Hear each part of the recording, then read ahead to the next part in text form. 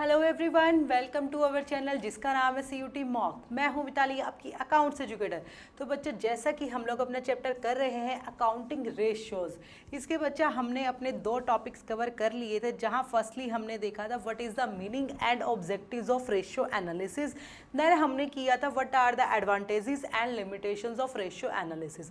आज बच्चा हम अपना नया टॉपिक शुरू करने जा रहे हैं जहां हम पढ़ेंगे टाइप ऑफ रेशियोज। किस किस तरीके की, कितने तरीके की हमारी रेशियोज होती है जिसमें हम उसको क्लासीफाई कर सकते हैं। तो चलिए शुरू करते हैं अपना आज का लेक्चर, जो कि रहेगा टाइप ऑफ रेशियोज। तो बच्चा फर्स्टली जो हमारी रेशियोज है वो आप उसको दो तरीके से क्लासीफाई कर सकते हैं। First one is traditional classification and second one is functional classification. ठीक है, आपको ट्रेडिशनल तरीके से भी क्लासीफाई कर सकते हो रेशियोज को, और फंक्शनल तरीके से भी क्लासीफाई कर सकते हो।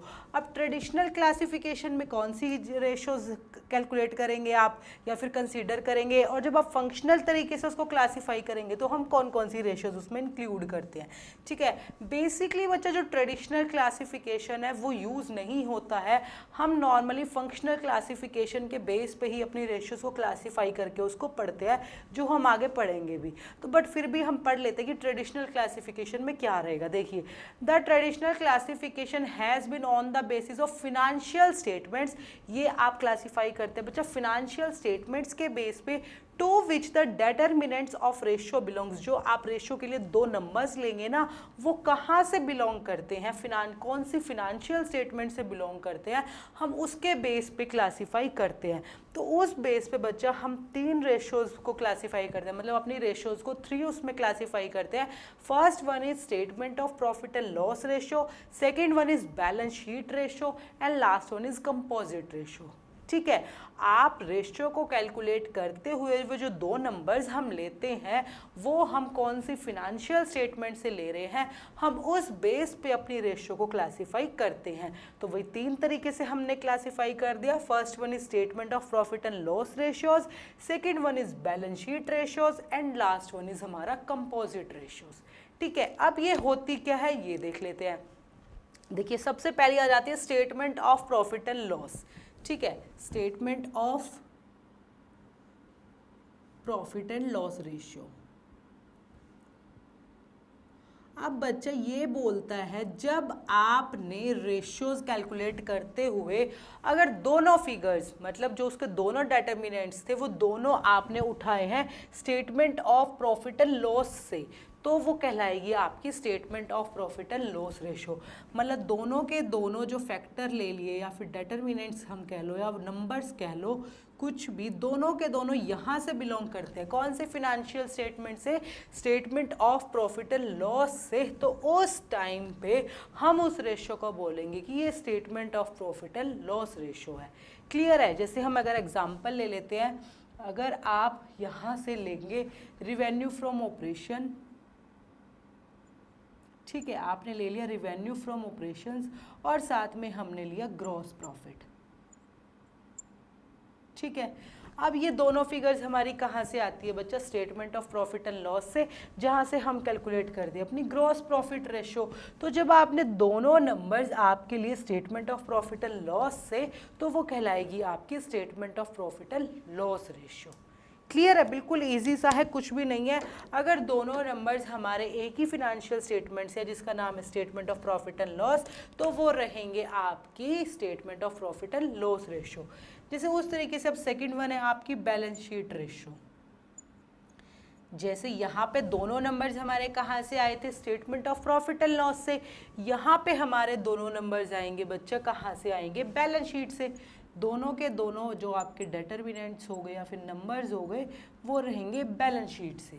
लाइक अगर आपने करंट रेशो को करना है, ठीक है, हमने कैलकुलेट करनी थी हमारी करंट रेशो, तो जब करंट रेशो को आप कैलकुलेट करते हैं हमारा फॉर्मूला रहता है बच्चा करंट एसेट्स डिवाइड बाय हमारी करंट लायबिलिटीज। ठीक है, जब आपने ये कैलकुलेट करा, ठीक है, तो अब आपका क्या रहेगा, current assets divided by current liabilities. दोनों फिगर्स कहाँ से मिलती है आपको, बैलेंस शीट से, इसलिए हम इसको बोल देते हैं बैलेंस शीट रेशो। बिल्कुल ईजी है, कुछ भी मुश्किल नहीं है। दोनों फिगर्स एक ही फिनेंशियल स्टेटमेंट्स में से, तो जिस भी फिनेंशियल स्टेटमेंट से है उसको वही रेशियो बोल देंगे। यहाँ पे दोनों statement of profit and loss से थी तो उसको statement of profit and loss ratio बोल दिया। यहाँ पे दोनों हमारी बैलेंस शीट से थी तो उसको बैलेंस शीट रेशियो बोल दिया। डन। अब लास्ट वन आ जाती है कंपोजिट। कंपोजिट मतलब बेसिकली दोनों का मिक्सचर हमारा रहेगा। क्या रहेगा बच्चा, दोनों का मिक्सचर। अब 2 नंबर आपको लेने होते हैं। यहाँ पे बच्चा एक फिगर तो आपने ली, जब दोनों फिगर ली तो एक हमने ले ली स्टेटमेंट से मतलब प्रॉफिट एंड लॉस से, और एक ले ली बैलेंस शीट से। यहाँ पे दोनों सेम उसी में से थी, यहाँ से दोनों सेम बैलेंस शीट से थी। यहाँ पे एक फिगर तो रहेगी statement of profit and loss से और एक फिगर रहेगी हमारी बैलेंस शीट से। तो जब ऐसी कोई रेशियो कैलकुलेट कर रहे हैं जिसमें आपकी एक फिगर बैलेंस शीट से आ रही है और एक फिगर हमारी प्रॉफिट एंड लॉस से आ रही है, तो हम उसको बोलेंगे कंपोजिट रेशियो। डन। जैसे अगर हम इसका एग्जाम्पल ले लेते हैं तो एक फिगर आप ले लीजिए रिवेन्यू फ्रॉम ऑपरेशंस, ठीक है, रिवेन्यू फ्रॉम ऑपरेशंस, और एक फिगर हम ले लेते हैं इन्वेंट्री, ठीक है, जो हम आगे पढ़ेंगे अपनी इन्वेंट्री टर्नओवर रेशो, उसको कैलकुलेट करते हुए हम इन्वेंट्री लेते हैं अपनी और रिवेन्यू फ्रॉम ऑपरेशंस लेते हैं। अब रिवेन्यू फ्रॉम ऑपरेशंस आपको कहाँ से पता चलेगा, statement of profit and loss से, जबकि इन्वेंट्री कहाँ से मिलेगी बच्चा, हमें बैलेंस शीट से मिलेगी।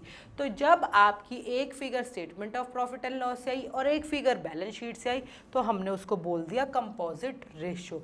जबकि दोनों फिगर्स बैलेंस शीट से आई तो बैलेंस शीट रेशो, दोनों figure statement of profit and loss से आई तो statement of profit and loss ratio. Clear है, बिल्कुल इजी है, कुछ भी मुश्किल नहीं है। डन। अब आ जाते हैं बच्चा हमारी फंक्शनल क्लासिफिकेशन पे। ये थी हमारी ट्रेडिशनल क्लासिफिकेशन। नेक्स्ट वन है हमारी फंक्शनल क्लासिफिकेशन, जो कि हमारे इंपॉर्टेंट भी है, जिसको हम अपने पूरे चैप्टर में आगे पढ़ेंगे भी। फंक्शन के बेस पे मतलब आपको रेशियो जो निकाल रहे हो वो किस पर्पज़ से निकाल रहे हो।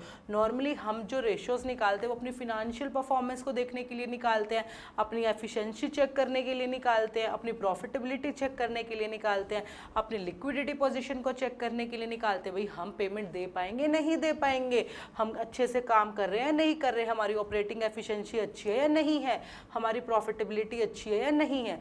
ये सारी चीज़ें जब आप कैलकुलेट कर देते तो उसको बोलते हैं फंक्शन के बेस पे आप किसी चीज़ को क्लासीफाई कर रहे हैं। तो फंक्शन के बेस पे बच्चा आप 4 उसमें क्लासीफाई करेंगे रेशियो को, कितने में, 4 में, याद रखना। First one is liquidity, second one is solvency, third one is activity and last one is profitability. कितने में करेंगे बच्चा, 4 में। हमने इसके बेस पर ट्रेडिशनल क्लासिफिकेशन में 3 में क्लासीफाई किया था, फंक्शनल में हम उसे 4 में क्लासीफाई कर रहे हैं। First one is liquidity, second one is solvency, third one is आपका activity and fourth one is हमारा प्रॉफिटेबिलिटी। डन। अब इन चारों रेशियोज को ही बच्चा हम 1 बाय 1 करके यहाँ पे एज ए थ्योरी पढ़ने वाले हैं कि हल्का हल्का लिक्विडिटी रेशियोज होती क्या है, सॉल्वेंसी क्या होती है, एक्टिविटी क्या होती है और प्रॉफिटेबिलिटी क्या होती है। नेक्स्ट हमारे लेक्चर से हम यही रेशियोज, हमारा जो पूरा प्रैक्टिकल पोर्शन है कि लिक्विडिटी रेशियोज के अंदर कौन कौन सी रेशियोज इंक्लूड होती है, सॉल्वेंसी के अंदर क्या क्या इंक्लूड होता है, वही 1 बाय 1 करके इन चारों फंक्शनल रेशियोज को पढ़ेंगे। डन। तो आज चलिए इनका हल्का सा आइडिया थ्योरी बेस देख लेते हैं क्या होता है। First one is a liquidity ratio, the ability of the business to pay the amount due to stakeholders as and when it is due is known as liquidity। जब एक company या फिर एक बिजनेस जब भी उसका पैसा ड्यू है, उसको पे करने की कैपेबिलिटी रखता है, कैपेसिटी रखता है, तो हम उसको बोलेंगे बच्चा लिक्विडिटी। मीन्स मेरा पैसा 4 महीने बाद ड्यू है और मेरे पास इतना फंड है कि मैं 4 महीने बाद उसको पे कर सकूं, तो मेरी लिक्विडिटी यहाँ से मेजर हो जाएगी। ठीक है। And the ratios calculated to measure it, उस लिक्विडिटी को कैलकुलेट करने के लिए ही हम बोल देते हैं उसको लिक्विडिटी रेशियोज। जो रेशियोज हम कैलकुलेट करेंगे अपनी कंपनी की लिक्विडिटी पोजीशन को देखने के लिए, उन्हें हम बोलेंगे बच्चा लिक्विडिटी रेशियोज। ये आपकी शॉर्ट टर्म होती है, these are essentially short term in nature. Basically हमारी जो लिक्विडिटी पोजीशन है हम देखते हैं within the operating cycle almost, कि हम विद इन द 12 मंथ्स या फिर हमारी जो ऑपरेटिंग साइकिल है ऑलमोस्ट हम ये देखते हैं कि हम इसके अंदर जो अपने क्रेडिटर्स वगैरह वगैरह है या फिर जिसको हमने करंट लायबिलिटीज़ वगैरह है, क्या हम उसको पे करने की कैपेसिटी एबिलिटी हमारे अंदर है। अगर है तो हमारी लिक्विडिटी पोजीशन अच्छी है, अगर नहीं है तो हमारी लिक्विडिटी पोजीशन अच्छी नहीं है। मतलब शॉर्ट टर्म में क्या हम अपने डेब्ट्स वगैरह को पे कर पाएंगे जो शॉर्ट टर्म के लिए ड्यू है हमारे, जो विद इन ऑपरेटिंग साइकिल कह लो या फिर almost with in the 12 months जो आपकी ड्यू है। डन। नेक्स्ट रहता है बच्चा सॉल्वेंसी। ऊपर हमने कैलकुलेट किया था शॉर्ट टर्म में पे कर पाएंगे, नीचे बेसिकली आप कह लो लॉन्ग टर्म में हम पेमेंट कर पाएंगे या नहीं कर पाएंगे, उस चीज़ को देखते हैं। देखिए solvency of a business is determined by its ability to meet its contractual obligations. मतलब कॉन्ट्रैक्ट बेसिकली जो बड़ा ऑब्लिगेशन होता है वो towards stakeholders, particularly towards external stakeholders. ठीक है, जैसे आपने बैंक से कोई लोन लिया है या फिर आपने किसी थर्ड पार्टी से कोई 10 साल के लिए लोन लिया है, तो हम वो रेशोज जब कैलकुलेट करते हैं उस सॉल्वेंसी को मेज़र करने के लिए, क्या हम ये बड़े बड़े जो हमने कॉन्ट्रैक्ट अभी 10 साल का बैंक से लोन लिया, 7 साल का किसी थर्ड पार्टी से XYZ से हमने लोन ले रखा है, क्या हम इनको पे करने की हमारे अंदर एबिलिटी है। मतलब वो जो 10 साल का टाइम पीरियड है उसके अंदर हमारे जो डेब्ट हो गई, इक्विटी होगी, बेसिकली इन सारी चीज़ों को लेके हम कैलकुलेट करते हैं क्या हम पे कर पाएंगे। अगर हम पे कर पा रहे हैं तो हमारी सॉल्वेंसी पोजीशन अच्छी है, अगर हम पे नहीं कर पा रहे हैं तो हमारी सॉल्वेंसी पोजीशन अच्छी नहीं है। सॉल्वेंसी बेसिकली एबिलिटी टू पे द डेब्ट बेसिकली जिसे हम बोल देते हैं। इंसॉल्वेंट किसको बोलते हैं हम? इंसॉल्वेंट हम बोलते हैं ना, इंसॉल्वेंसी वर्ड कब यूज़ करते हैं? इंसॉल्वेंसी वर्ड हम तब यूज़ करते हैं जब कोई अपने डेब्ट को ना पे कर पाए। सेम वही चीज़ है, अगर हम अपने डेब्ट को पे करने की एबिलिटी रखते हैं तो हमारी सॉल्वेंसी पोजीशन मेजर होती है। तो उन रेशियोज़ को जब हम जिससे हम सॉल्वेंसी पोजीशन को पता लगा सकते हैं उनको हम बोलते हैं बच्चा सॉल्वेंसी रेशियोज। क्लियर है? And these are essentially long term in nature. जैसे मैंने एक्सप्लेन किया, अगर विद इन 1 ईयर हम पेमेंट कर पा रहे हैं अपनी करंट लायबिलिटीज वगैरह को, अपने डेब्ट वगैरह को, तो वो बेसिकली हमारे चले जाते हैं लिक्विडिटी रेशियो में, क्योंकि वो 1 साल के अंदर अंदर हमारे ड्यू है। बट अगर वो लॉन्ग टर्म में है, जैसे bank loan, third party loan वगैरह जो हमारे होते हैं 7-7, 10-10 सालों वाले, वो जाएंगे हमारे सॉल्वेंसी रेशियोज के अंदर। डन। तो ये था बच्चा लिक्विडिटी रेशियोज एंड हमारा सॉल्वेंसी रेशियो। आप देख लेते हैं इसकी थर्ड कैटेगरी। थर्ड कैटेगरी है बच्चा हमारी activity ratio. Firstly activity ratio के नाम ध्यान रखिएगा, एक्टिविटी रेशियो को हम बोल देते हैं बच्चा टर्नओवर रेशियो, और साथ ही साथ हम इसको बोल देते हैं एफिशिएंसी रेशियो। इसके 2 नाम रहेंगे, ये आपको ध्यान रखने, कई बार पूछ लिया जाता है एग्जाम में, what is the other name for the efficiency ratio, what is the other name for turnover ratio. तो याद रखना है ये तीनों एक ही नाम है, एक्टिविटी रेशियो, टर्नओवर रेशियो और आपकी एफिशिएंसी रेशियोज। क्लियर है? अब एक्टिविटी, एफिशिएंसी और टर्नओवर, देखो नाम से ही पता चल रहा है, अगर आप तीनों नाम को देखोगे ये आपको बताएगी कंपनी की एफिशिएंसी, मतलब कंपनी अच्छे से ऑपरेट कर रही है या नहीं कर रही है, वो जो उसके रिसोर्सेज है उसको इफेक्टिव तरीके से यूटिलाइज कर पा रही है या नहीं कर पा रही है। मीन्स जो हम अपनी कंपनी में इनपुट्स लगा रहे हैं और उससे जो आउटपुट्स मिल रहे हैं, जब हम दोनों को कंपैरिजन करते हैं हमें अपनी एफिशिएंसी पता चलती है ना, तो हम बस वही मेजर करते हैं क्या हमारी कंपनी इफेक्टिव तरीके से, एफिशिएंट तरीके से काम कर रही है या नहीं कर रही है। तो जिस रेशियोज को हम अपनी एफिशिएंसी को मेजर करने के लिए यूज करते हैं उन्हें हम बोल देते हैं बच्चे एक्टिविटी रेशियोज, टर्नओवर रेशियोज या एफिशिएंसी रेशियोज। ठीक है, ये नॉर्मली बच्चा हमारी टाइम्स में कैलकुलेट की जाती है। ये इसका इतना टाइम्स है, ये डाटा इसके इतने टाइम्स है, ये इसके इतने टाइम्स है, ये नॉर्मली हम इस तरीके से कैलकुलेट करते हैं। लिक्विडिटी और सॉल्वेंसी रेशियो हम ऑलमोस्ट, ये नहीं कि हर एक रेशियो, ऑलमोस्ट हम प्रोपोर्शन में कैलकुलेट करते हैं। लाइक ये 2:1 है, ये 3:2 है, इस तरीके से। बट जो हमारी एक्टिविटी रेशियोज है वो ऑलमोस्ट टाइम्स में हमारी कैलकुलेट की जाती है। डन। तो देखिए this refers to the ratios that are calculated for measuring the efficiency of operations of a business based on the effective utilisation of resources. ये वो रेशियोज है जो कैलकुलेट की जाती है एफिशिएंसी मेजर करने के लिए, जो आपने कंपनी में ऑपरेशन कर रहे हो, काम कर रहे हो, उसकी एफिशिएंसी मेजर करने के लिए based on the effective utilisation of resources.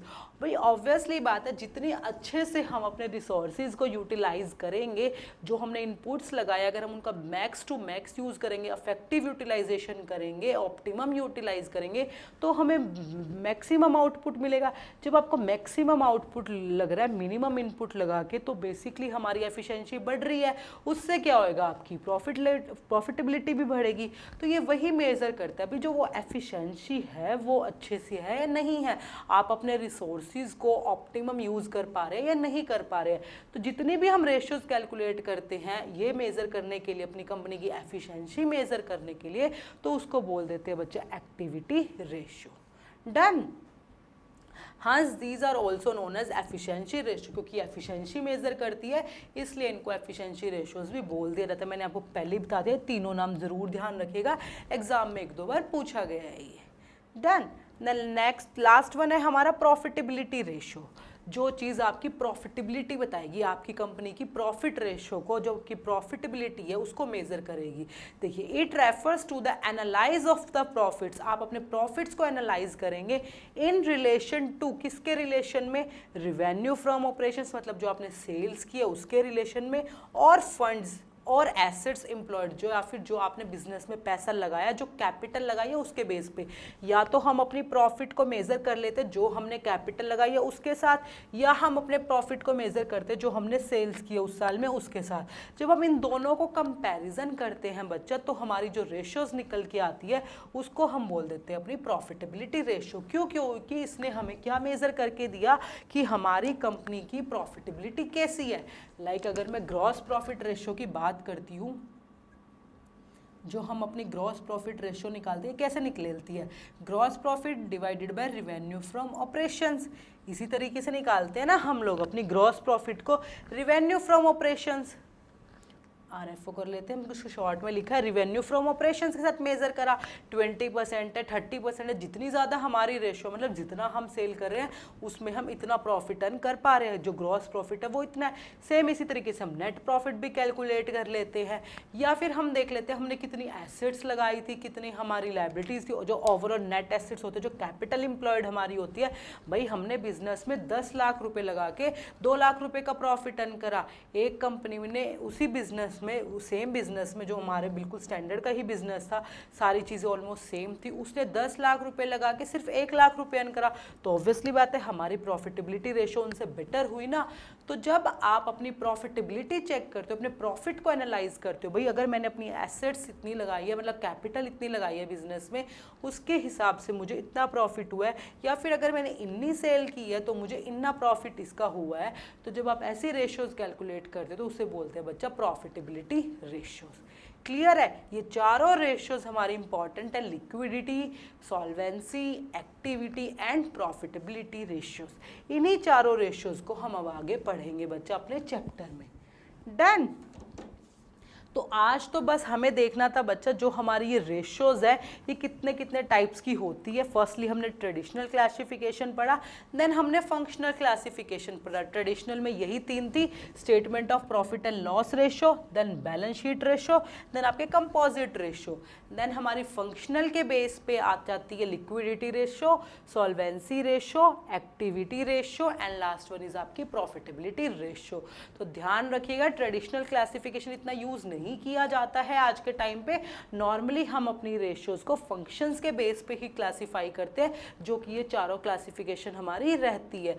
क्यों? क्योंकि ये बेसिकली एक ट्रेडिशनल चीज़ थी जो अब आप बोल दिया। अब आपको आपसे पूछा लिक्विडिटी पोजीशन, तो आप कहाँ से कैटेगराइज करेंगे कि वो किस रेशियो में आपकी जाएगी। तो नॉर्मली इसलिए हमने फंक्शन के बेस पे कैलकुलेट कर एनालाइज क्लासीफाई करना शुरू कर दिया। भाई अगर कंपनी की लिक्विडिटी पोजीशन जाननी है तो आप लिक्विडिटी रेशियोज पे जाइए, अगर आपको एक्टिविटी रेशियोज जाननी है तो आप एक्टिविटी रेशियोज पे जाइए, एफिशिएंसी देखनी है तो आप एक्टिविटी रेशियोज को कैलकुलेट कर लीजिए, अगर आपको प्रॉफिट को एनालाइज करना है तो प्रॉफिटेबिलिटी रेशियोज देख लीजिए। तो नॉर्मली जो आज के टाइम पे हम क्लासीफाई करते हैं वो फंक्शनल के बेसिस पे हमारा रहता है। डन। अब देख लेते हैं बस इससे रिलेटेड जो 2 क्वेश्चंस जो आपको करने हैं घर से, वो दोनों क्वेश्चंस रहेंगे हमारे ये।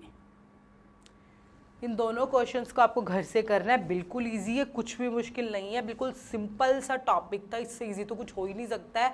ठीक है, इन दोनों क्वेश्चंस को आपको जवाब देना है, आंसर करना है। कल हम अपने लेक्चर में इन दोनों को डिस्कस कर लेंगे, बिल्कुल ईजी है, कुछ भी मुश्किल नहीं है। टाइप ऑफ रेशियोज, अब बेसिकली हमारा जो इसका थोड़ा सा मुश्किल पोर्शन है चैप्टर का, जहाँ पे हम अपने टाइप्स ऑफ रेशियोज पढ़ेंगे वो रहेगा। टाइप्स आज हमने सिर्फ थ्योरी पढ़ा, अब हम जो आज हमने फंक्शन के बेस्ड पे चारों रेशियो थोड़ी थोड़ी पढ़ी है ना, क्या क्या होती है, अब हम इनको डिटेल में पढ़ेंगे 1 बाय 1 करके। तो अब देख लेते हैं बच्चा, हमने जो लास्ट लेक्चर में आपको क्वेश्चंस दिए थे उनके क्या आंसर थे। फर्स्ट क्वेश्चन था which of the following is not an advantage of ratio analysis, इसमें से कौन सी एक एडवांटेज नहीं है रेशियो एनालिसिस की। तो करेक्ट ऑप्शन था बच्चा option number D, ignore price level changes, ये इसकी लिमिटेशंस है, एडवांटेज नहीं है। बाकी तीनों उसकी एडवांटेज थी जो हमने कल डिस्कस की थी। देन क्वेश्चन नंबर सेकंड है what does S means in the स्वॉट एनालिसिस, मैंने आपको कल भी बताया था स्वॉट की full form strength, weakness, opportunity and threat. तो एस पूछा था, S stands for the strength. Done, तो ऑप्शन नंबर 20 का करेक्ट आंसर था बच्चा। तो ये था बच्चा हमारा आज का लेक्चर, जहां हमने बेसिकली देखा टाइप्स ऑफ रेशियोज। अब कल से हम शुरू कर देंगे अपना नीचे वाली जो चारों रेशियोज जो आज मैंने बताई है वही फंक्शन के बेस पे। तो सबसे पहले हम पढ़ेंगे लिक्विडिटी रेशियोज। आज हमने पढ़े ना लिक्विडिटी रेशियोज कौन सी होती है, ठीक है। अब हम कल इसके अंदर कौन कौन सी रेशियोज इंक्लूड होती है, वो रेशियोज क्या होती है और उसको कैसे कैलकुलेट करते हैं, विद प्रैक्टिकल क्वेश्चंस हम उनको करके देखेंगे। डन, तो बच्चा मिलेंगे अपने कल वाले लेक्चर में जहां हम कंटिन्यू करेंगे अपनी रेशियोज। तो till then bye bye everyone, take care.